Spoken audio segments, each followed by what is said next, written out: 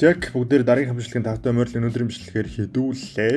24-өөс IELTS Cambridge 19 суурилын хамгийн ихний тест passage 2. За тэгээ 24-өөс 26 дугаар асуултанд хамтдаа хариулна гэсэн үг. За тэгээ энэ төрлийн асуулт маань бол ерөөдөө sentence completion төрлийн асуулт байна. За тэгээд хэдүүлээ энэ жижиг mini paragraph маягийн зүйлийг уншаад энэ цэгний оронд үг нөхөж бичнэ гэсэн үг. За тэгээд instruction харах юм бол choose one word only гэсэн байгааг л харж байгаа байх. За тэгээд хэдүүлээ one word only гэдэг өгөгдсөн байхад хоёр үг бичих юм уу, гурван үг бичих юм бол хэдийгээр бичигдсэн нэг үг нь зөв байсан ч гэсэн автоматар буруу хариулт гэж тооцогдно. Тийм учраас бүр яг ганцхан үг л бичих хэрэгтэй. За тэгээд хэдүүлээ асуултаа олцгоё. Асуултынхаа хариултыг хамтдаа олцгоё тий. За тэгээд хэдүүлээ шууд энэ параграфын гарчиг нь унших юм бол ancient Rome and piracy гэж байгаа. Тэ. За тэгээд ерөөдөө хэдүүлээ энэ мэдээлэл бол ерөөдөө хэдүүлийнхний гол түлхүүр үг гэж ойлгож болно. Ром болон далайн дээрэмчдийн хоорондын талаар. За тэгээд энэ яг иймэрхүү төрлийн мэдээлэл хаана гарч байгаа вэ гэдэг талаар хэдүүлээ буцаж унших хэсэг рүүгээ очиод олно гэсэн. За түүнээс өмнө эхлээд хэдүүлээ юу ч гэсэн энэ эхний 24 дугаар асуулт хүртлээр ямархуу төрлийн мэдээллүүд байна гэдгийг бас давхар уншаад ойлгоцгооч тий.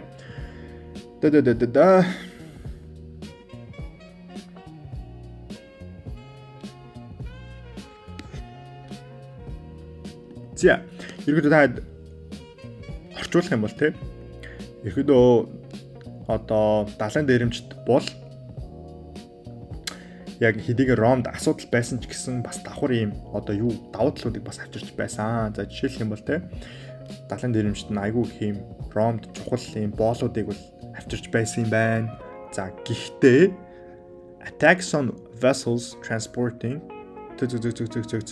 to Rome resulted in calls for the pirates responsible гэж. За тэгэхээр ерөөдөө энэ хэсгийн мэдээлэл юу гэхээр attacks on vessels transporting гэж юм те. Ерөөдөө ямарваа нэг зүйлийг гэхээр ямарваа нэг зүйлийг тээвэрлж явж исэн Ром руу тээвэрлж явж исэн хүлэгнүүд рүү юм дайрсан дайралтын талаар ярьж. За тэгэхээр ерөөдөө хэдүүлээ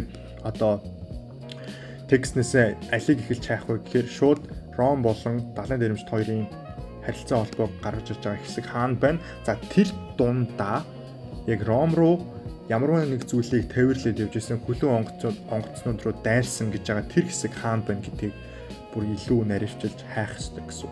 За тэгээд ерөөдөө Ром юу хоёрын далайн дээрэмчд хоёрын харилцаа бол хаанаас гарч ирж байгаа вэ гэхээр сүүлийн ямар ч сан ихийн нэлийн төгсгөл хавар гарч ирж байгаа. Тэгэхээр хэдүүлээ шүдэкээс гүйлгээд тэр харилцаа хаанаас гарч ирж байгаа гэдгийг олцгоё. За, ерөөдөө яг энэ хэсгээс эхэлж шүү дээ. Ер нь бол бүхэлдээ баг F paragraph-аас эхэлж байгаа юм байна. За, тэгээ while ялангуяа энэ хэсгээс while piracy was a serious issue for the Republic, Rome profited greatly from its existence. Pirate raids provided a steady source of slaves essential for Rome's agriculture and mining industries. Энэ бол хэдүүлгийнх нь яг нэг асуултны эхэнд байсан параграфын яг ихэнх хэсэгт байсан тэр мэдээлэлтэй бол яг тэнцэж шүү дээ. Одоо тэгэхээр хэдүүлээ эндээс хоошоо үргэлжлүүлээд Ром руу ямарваа нэг зүйлийг тээвэрлээд явж исэн тэр хүлэгнүүд рүү дайрсан гэсэн хэсгийг олох хэрэгтэй. За үргэлжлүүлээд уншъя.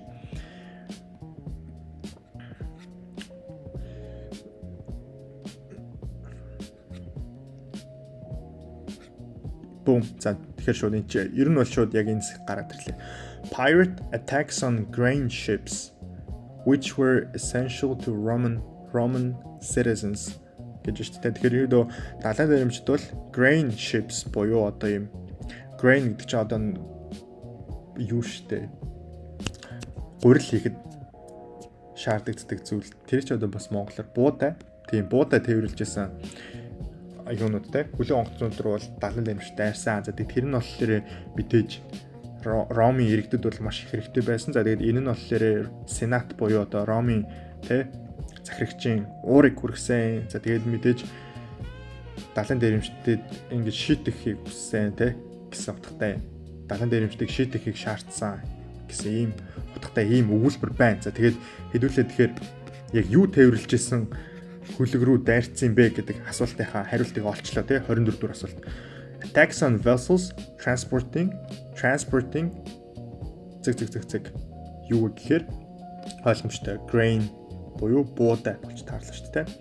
За тэгээд энэ одоо зүйл нь Rome resulted in calls for гэхээр энэний хариулт нь бас ер нь бол ойлгомжтой тий punishment болчлоо.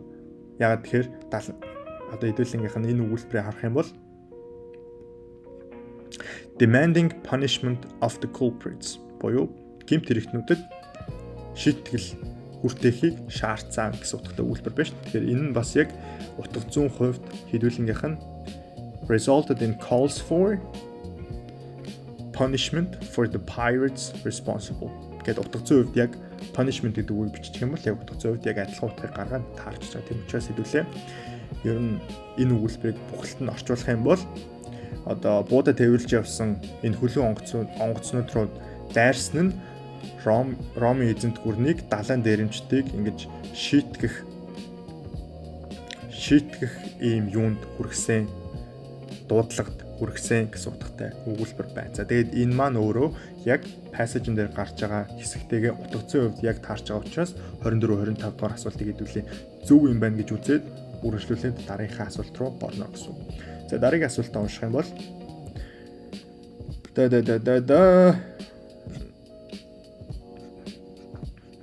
За тэгээд үргэлжлүүлээд ерөөдөө далайн дээрэмчин бол үргэлжлүүлсэн. За тэгээд with some pirates demanding a for the return of the Roman officials they captured.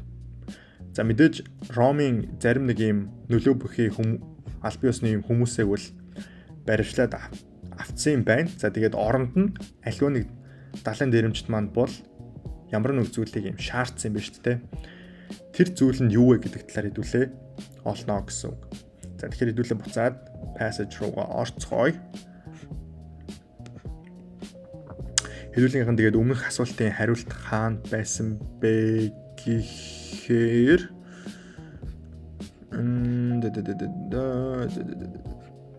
За хэдүүлээ өмнөх асуултын хариултыг бол энэ өгүүлбэрээс олцсон шүү дээ. Тэгэхээр эндээс хойшоогоо хэдүүлгийнхэн дараагийн асуултын хариулт байгаа гэсэн үг. Тэгэхээр хэдүүлээ энэ хавийг ер нь арай илүү жоохон тогтоод уншия. За эдгээр ингээд яасан ч гэсэн те. Ингээд юм буудад дээрлж явсан хөлгийн онгоцыг дээрэмдсэн ч гэсэн за тэгээд хэдийгээр ингээд сенат нь эднүсэгээ шийтгэеч гэж ингэж шаардсан ч гэсэн Ром бол юу ч хийгээгүй. За тэгээд бүр илүү те үргэлжлүүлээд хөхүүлэн дэмцсэн байна шүү дээ. Далайн дээрэмчдийг. За тэгээд тэгсэн чинь юу болсон бэ гэхээр by the 1st century BCE asking for За тэгэхээр энэ өгүүлбэрийг та унших юм бол те 1-р зуунд манай далайн дээрэмчид чинь болохоор Ромын нэг алдартай хүнийг одоо хариу мөнгө нэхэж одоо kidnap хийх буюу барьцаалж авсан гэж шүү дээ. Тэгээд тэр хүн нь хэн бэ гэсэн чинь мэдээж ойлгомжтой хэн байх вэ?